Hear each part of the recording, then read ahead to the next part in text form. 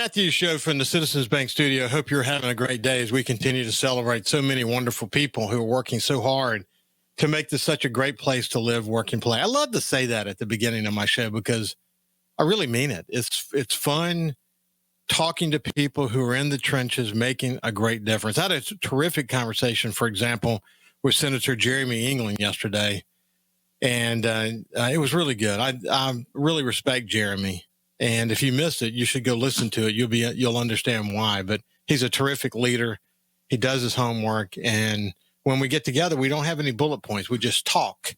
And I love where the conversation goes. Okay, with that said, let's move real quickly to my friend Jeff Duncan from NOLA.com and the Times-Picayune. He's a award-winning columnist on the Hall of Fame, NFL Hall of Fame Selection Committee. He's written a number of books. And he's a friend, and we enjoy having him here on the show every Friday. How you doing, my friend? Ricky, I'm doing great, man. Busy time of year, but also a awesome time of year to be in the Gulf Coast, right? With the weather. Yeah. This is the best time of year, I think.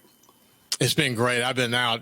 This is the time of year we really double down in the yard, get everything really pretty, going into Easter. And I enjoy working in the yard. For me, it's therapeutic. I like the exercise. Especially now, I mean, you go out. I was out this morning. I actually still got a little jacket on.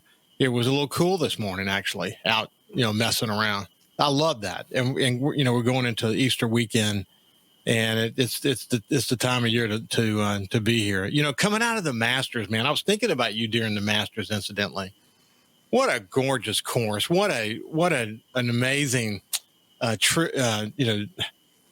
well, first of all, it's a tribute to golf. Literally, it's a tribute to golf. But it has this place in history. And watching McIlroy win it the way he did, you're a golf enthusiast, and you've covered golf. It's awesome to see how that turned out, isn't it?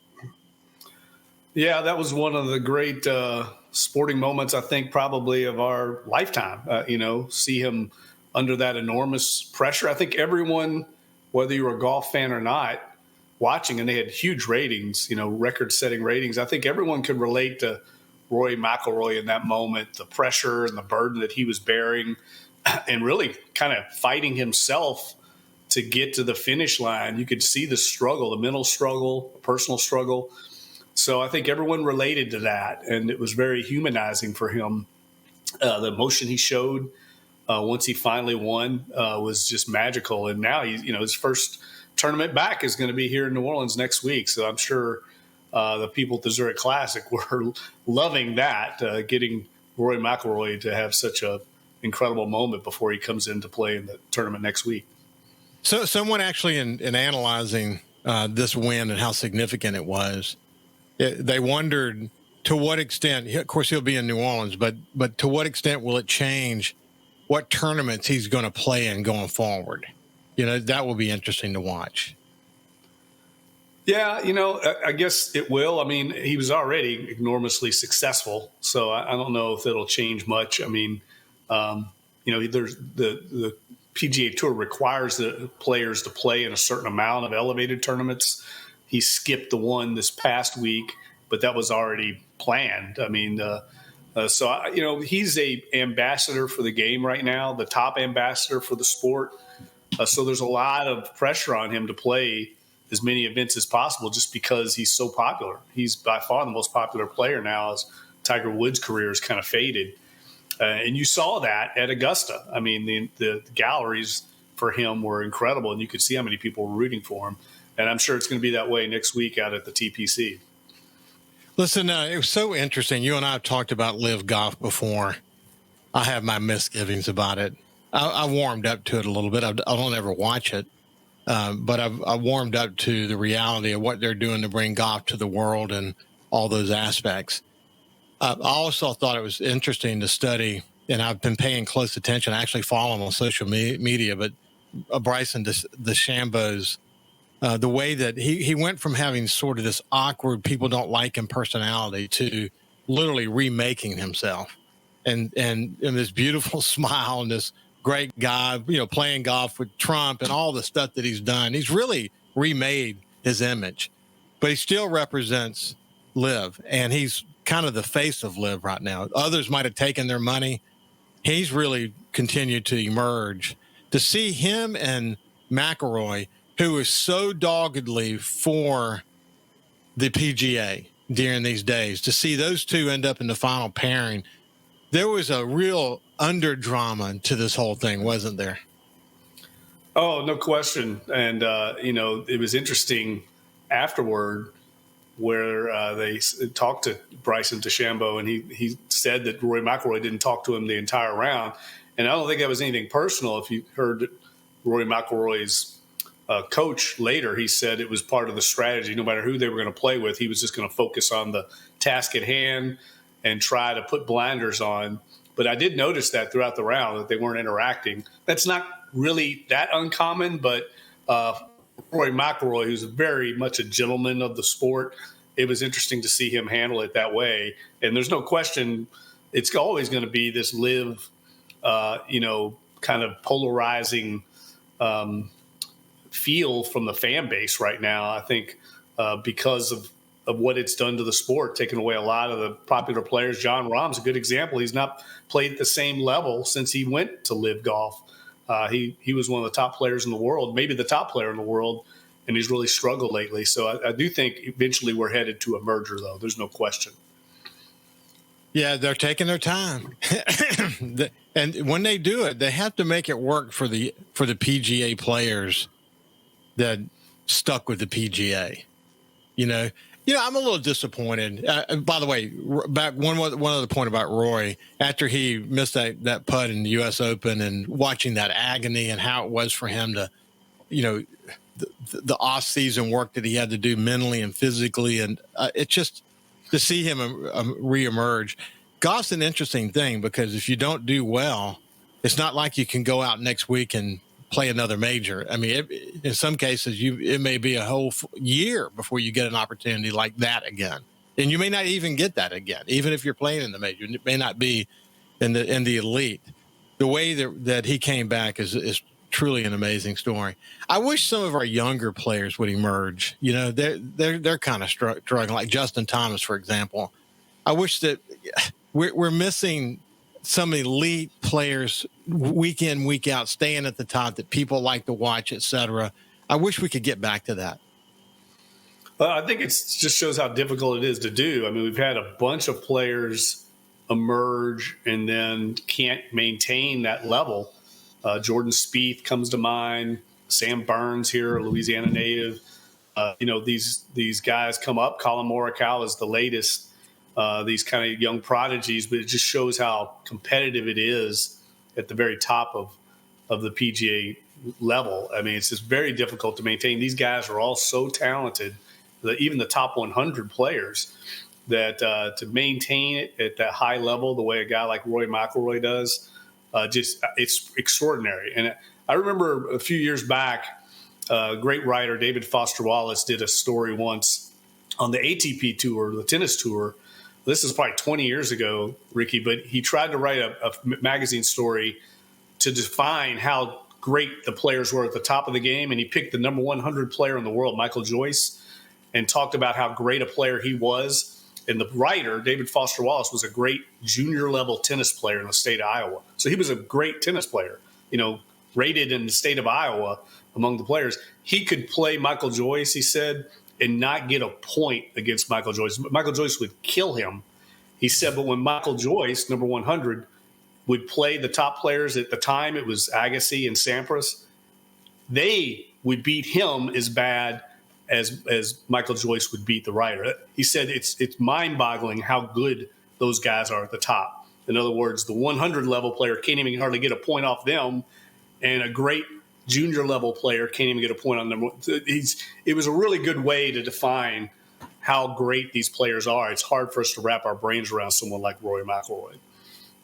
Yeah, it's so interesting. And when he missed that putt that brought it into the playoffs, the look on his face and what he had to overcome in that moment to come back the way he did. Good Lord, what a mental game it is. Yeah, the mental toughness there. Look, he's been there before. That's the other thing. He'd been at the Masters, been in a playoff. He'd been there and had it slip away. So he had to overcome all that.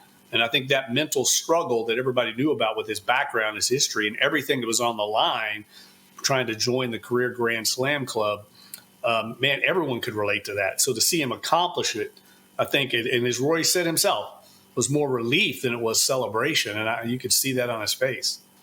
Yeah, there's no doubt. We're coming to the end of this segment, but when we come back on the other side, I want to share with you, you may not have seen this. I mentioned it yesterday as a story about about how coastal Mississippi golf is in the national spotlight.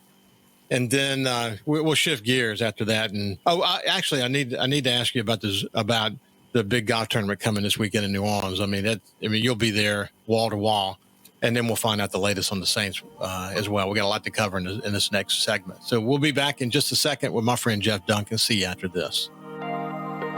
Welcome back to the Ricky Matthews Show. We're visiting with Jeff Duncan. Hey, we need to get to the latest on Derek Carr, which is bizarre. But before we go there, I just want to mention real quick. I said it yesterday, but I wanted Jeff to hear this, that USA Today editors and readers placed Mississippi Gulf Coast in the top 10 best golf destinations for 2025. And you think about it, I mean, some of the competitors that we were up against pretty significant, but, Grand Bear, Fallen Oak, the Bridges, courses designed by Jack Nicklaus, Tom Fazio, Arnold Palmer. We got a lot going here. I was at Grand Bear last week. My two grandkids were playing in a tournament there, and that course was absolutely incredible. The shape it was in. The fairways look like golf greens. They are really doing a good job on that. You got a big tournament this weekend. Give me the headline on it, and we'll move on to Derek Carr. Well, obviously, Rory McIlroy and Shane Lowry, defending champions, coming back. That's going to be the story because Rory will not have played since he put on the green jacket. I expect them to have, they're already sold out of all their suites and sponsorships. I'm sure they're going to set all kinds of records for attendance. So let's just hope the weather cooperates, Ricky. Yeah, for sure. Okay. What's going on with Derek Carr, man? I've been reading about it, watching some podcasts. People have their theories, but he's not looking good during this process. That is for sure.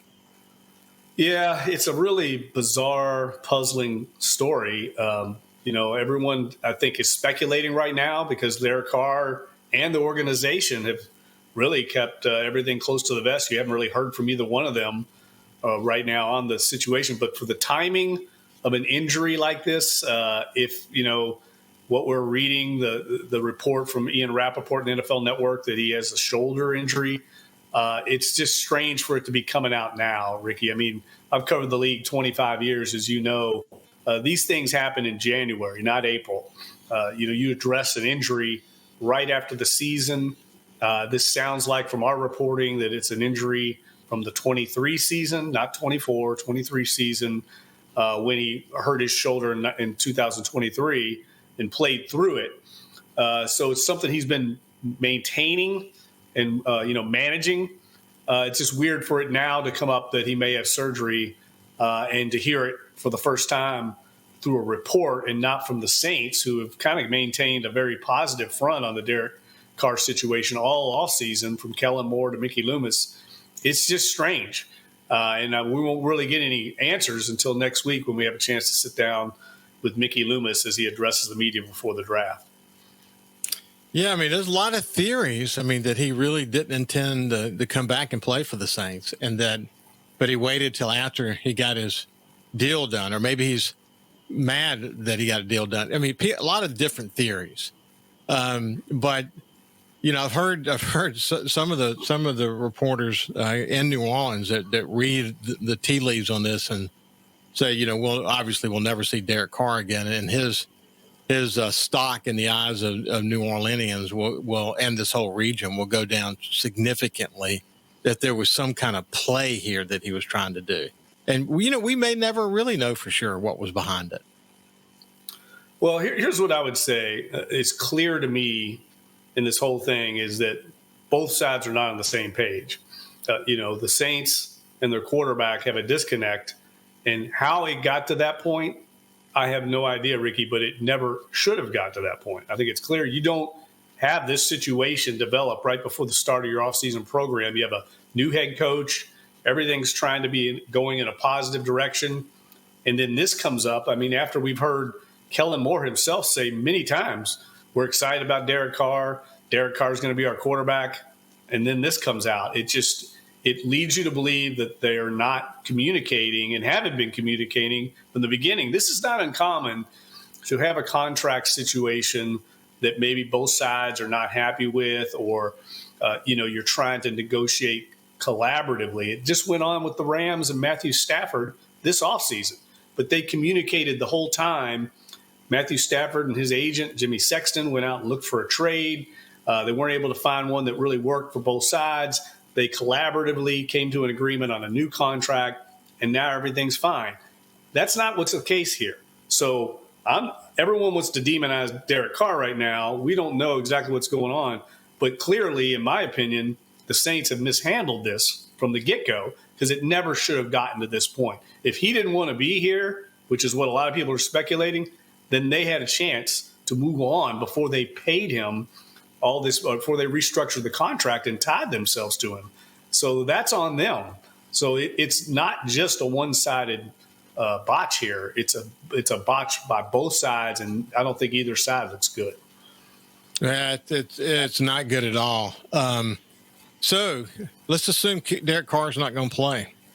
What do you think the Saints are going to do at quarterback? I mean, obviously, they'll stick with players that are already on the roster to some extent, but maybe they do draft, and you think that would be a mistake. We talked about that. Do they go try to pick up a veteran? Let me be clear. Let me be clear, because it's getting mischaracterized by a lot of people. I've never said drafting a quarterback would be a mistake. I never said that. I said drafting a quarterback at number 9 would be a mistake. Right, exactly. That's what you said. You did. Very clear in the headline. Wrote it a million times. So, I definitely think they can get a quarterback and will get a quarterback in this draft. I just don't think they'll do it at number 9. Yeah, you're right. That's exactly the way you said it. But it really is going to be interesting to watch a quarterback position. We were going in thinking that Derek Carr was going to be solidly in that position, maybe play another year for the Saints. And now we don't have that scenario. It's going to be really tenuous, I think, at that position. Yeah, look, I think they'll, they may draft one at number 9. Maybe that's what they end up doing. I think it's a mistake if they do it, but if they don't, I expect them for sure to address the position either at the bottom of the first round by trading up, or at number 40 in the second round or in the third round. I will be surprised if we get to round 4 and they have not used one of those picks on a quarterback. But then you have a guy that, a lot of people don't have graded with a first-round grade. Almost every team I talked to didn't have anybody other than Cam Ward as a first-round grade. So you're looking at a quarterback that's going to have to be a developmental prospect. I think there's going to be growing pains no matter what, whoever is in there between Spencer Rattler, Jay Kaner, whoever, Ben DiNucci, and whoever they draft. It certainly changes the outlook on this season to where you're looking at probably a major rebuilding year. Hey, you mentioned last week a quarterback that's not on anybody's radar screen, that one of the teams that you talked to said they had him rated above everybody else. Who was that? It's actually Tyler Shuck, the quarterback from my alma mater, Ricky, Louisville Cardinals. He's a great prospect. The Saints really like him. A lot of teams really like him. I don't understand. It just goes to show you, too, I think we've talked about this on the program before, so much coverage of the NFL draft is so off base. I mean, people, and it's because of the 24/7 news cycle. People want NFL content all off season, but the teams themselves do not begin stacking their boards and really getting into identifying who the top players are, and right now. And started last week, the Saints having their meetings with the coaches, all the scouts together. All the pro days are over, the combine's over, all the all-star games are over. That's when they come together and say, okay, let's stack our boards. Right now, people projecting way back in January, December, reading these mock drafts, it's all just BS, Ricky. It's all idle fodder on the internet to fill content, to fill space, because teams themselves have not started doing it. So when you hear people say Tyler Shuck's rising up the boards, he's not rising up anything. It's just now that everyone's had a chance to dig into all the data and all the information and put their boards together. And they're realizing, including two teams I talked to, that he might be the best quarterback in this draft next to Cam Ward. Wow, that's pretty cool. You again, if he played your alma mater, you're a little bit more familiar with him than the average person, aren't you? Well, yeah. I mean, he's a very good player. I mean, he's had some injury history that I think concerns some teams. He's an older player, but I actually think that's a good thing. He played 7 years of college football because of injuries and transfers, but he was a highly rated recruit coming out of high school. I mean, he went to Oregon and got stuck behind Justin Herbert. That's why he didn't start at Oregon. But look, I've watched Louisville football a long time, my whole life. He's the best quarterback they've had there since Lamar Jackson, easily. And I think he's the kind of guy, because of that experience and that maturity, he's married. You know, this is a guy that I think is going to make a quick transition to the NFL. He's going to step right in and be NFL ready, much more than some of these other prospects in this draft. Yeah, it's going to be so interesting, man. It's going to, this is going to be an intriguing draft. It really is. I mean, I think maybe, I don't know if we're going to see surprises, because at the end of the day, as you pointed out, we need positions at every position. We need people at every position. Yeah, and it's not a great draft. I mean, that's the other thing. There's like 5 blue chip players in this draft. I think 5 guys that you would consider, can't miss, probably stars. And then after that, it's what do you like? It's what's your flavor? Some of these guys in the later first round, second, third round will develop into Pro Bowl level players, but more than likely, you're just looking for starters out of this draft. That's kind of what this draft shapes up to be. Well, listen, Jeff, appreciate you, my friend. I really enjoyed visiting with you, and we'll look forward to next week as we get closer and closer to seeing, what the future of the Saints is going to be. Yeah, and we'll talk next week, as usual, from the Zurich Classic. I'll be out there covering the tournament all week. I always enjoy talking to you from the Classic. Have a great day, my friend. When we come back, JT Mitchell from SuperTalk Mississippi News.